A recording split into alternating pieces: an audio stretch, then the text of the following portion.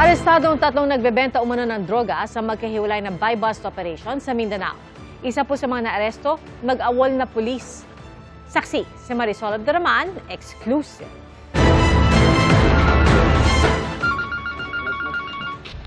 Matapos makatanggap ng hudyat mula sa nagkunwaring buyer, agad nagtakbuhan ang mga otoridad papunta sa target area sa barangay na Tumulan sa Taguluan, Misamis Oriental. Arestado ang target ng operasyon na si alias Wawang, na ayon sa Police Regional Office 10 ay dating pulis. Nahuli rin ang kanyang umunong kasabwat na pusher. Nakuha sa kanila ang 10 sachet ng shabu na nagkakahalaga ng mahigit 544,000 pesos.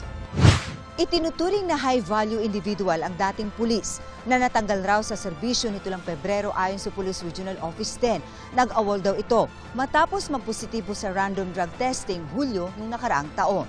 Kinakatukutan po ito si alias Wawang. Ginagamit po niya yung kanyang badge at yung kanyang ID at nagpapakilala po siya na still he is an active member po ng PNP. Kaya po kinatatakutan po siya yung mga bumibili sa kanya. Pag hindi magbabayad, tinatakot po niya. Nabawi sa na-dismiss na pulis ang kanyang police badge at police ID.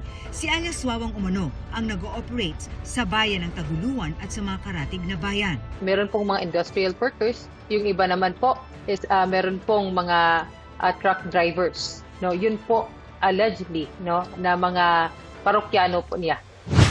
Sa barangay Ipona naman sa Cagayan de Oro City, nahuli ng mga otoridad ang isa pang high-value individual na si alias AJ. Nakuha sa kanya ang 300 gramo ng shabu na aabot sa mahigit 2 milyon pesos ang halaga. Malaki po yung kanyang network sa area. Nagbabagsak po siya sa mga SLI po natin.